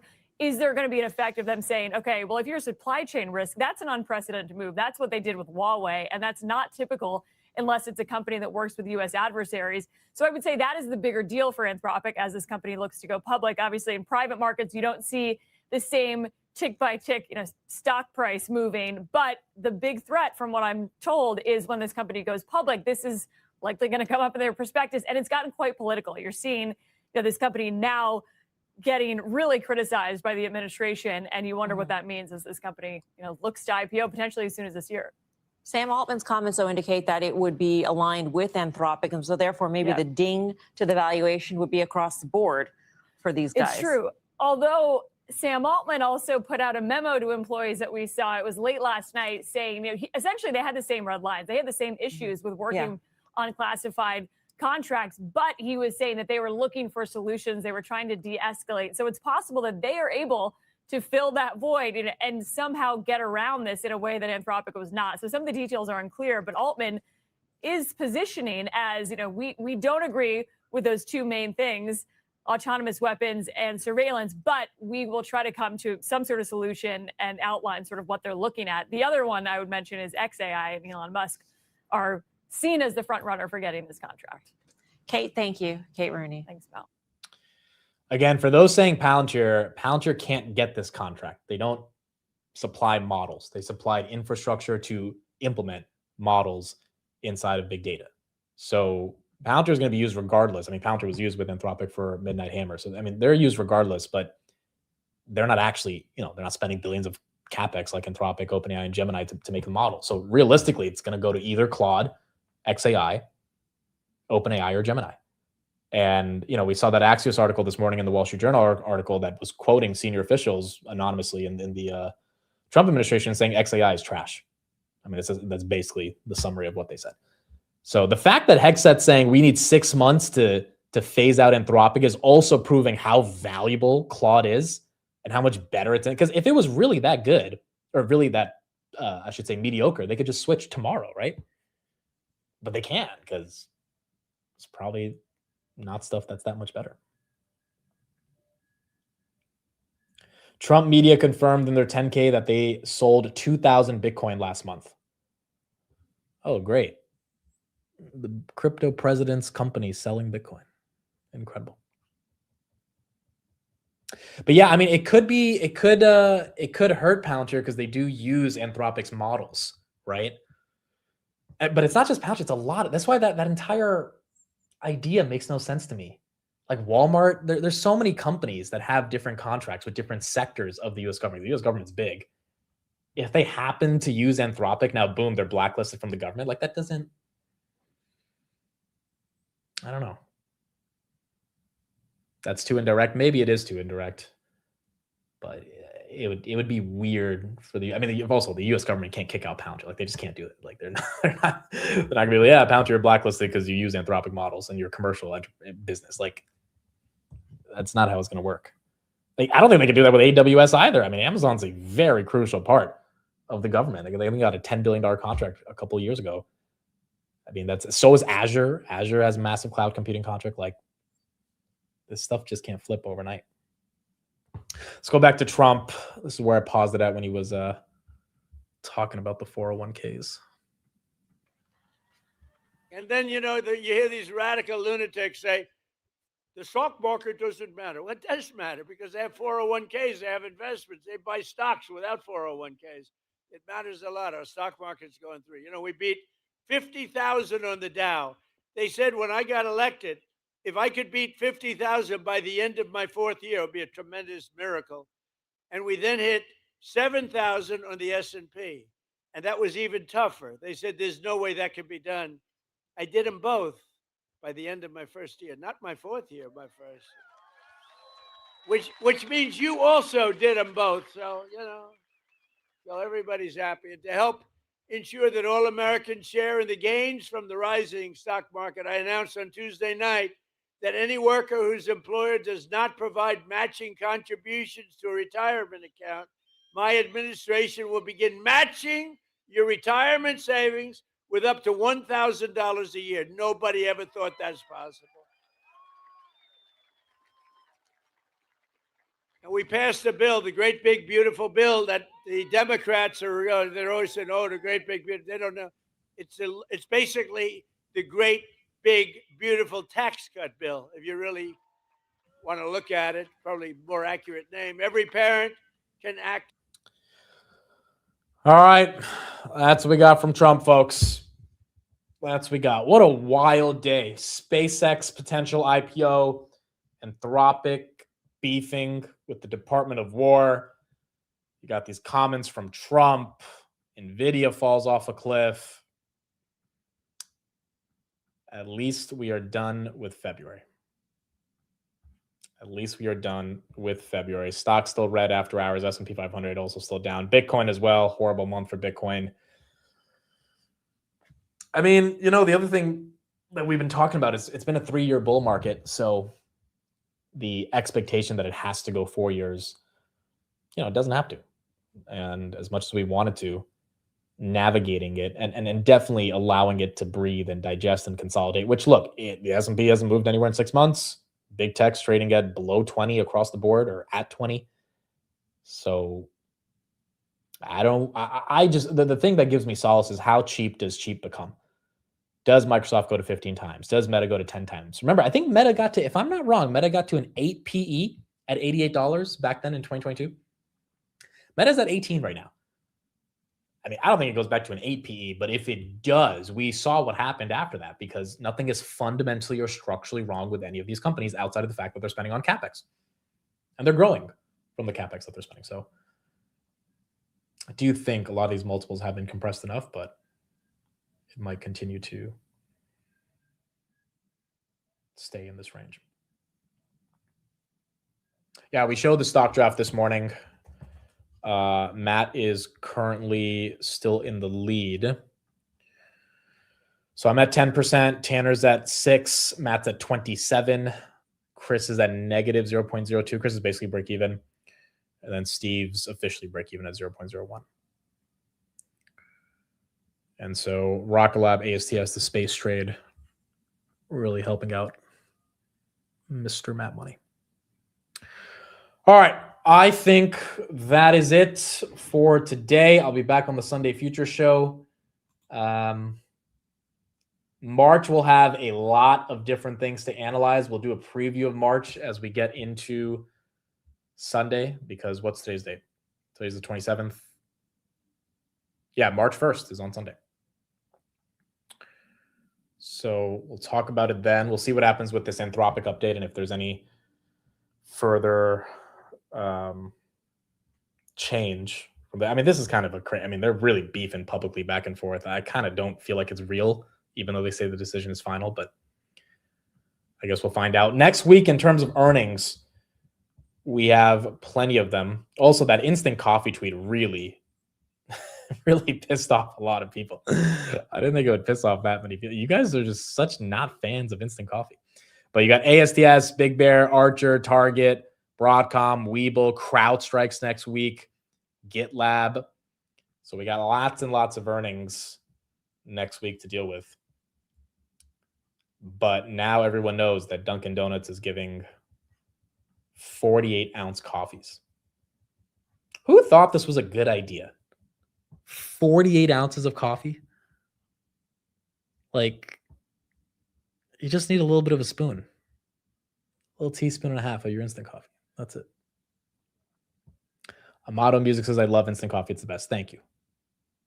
Thank you. I appreciate that. All right, that's what we got for the month of February. Thank you, everyone, for joining in the morning and the afternoon. We will keep this going in March. We'll see what we got going on. Got a lot of stuff happening in March. Got some big podcasts coming up. We have GTC in California. We have the LA meetup. We have the Robinhood event actually next week on Thursday. So lots of traveling, lots of stuff to do. Plenty of stuff to analyze. But yeah, we're going to try to get through March just like we got through February. At the end of the day, first 2 months of the year have been a roller coaster back and forth. And hopefully, as we get towards the middle of the year, I can't say it's not going to be even more volatile, because I agree with Sam. There's a world in which March can be absolutely volatile as well. However, with this level of multiple compression, I mean, if it's going to go lower, okay. Like, you just sit back and laugh. But it's not like we were trading at euphoric levels where things absolutely need to collapse. We were in October, but since then things have changed. All right, that is it for me. Thank you, everybody. Have a great weekend. We'll be back on Sunday. We'll keep going from there. And yeah, that is pretty much it. If I don't see you on Sunday, I'll see you on Monday for the market open. Hopefully everyone enjoys the weekend, gets to relax a little bit, have some fun, and we'll be back and we'll keep going from there. Thank you, everybody. Have a great one. Love you all. I'll see you guys Sunday on the Future Show. Bye, everybody. Have a good one.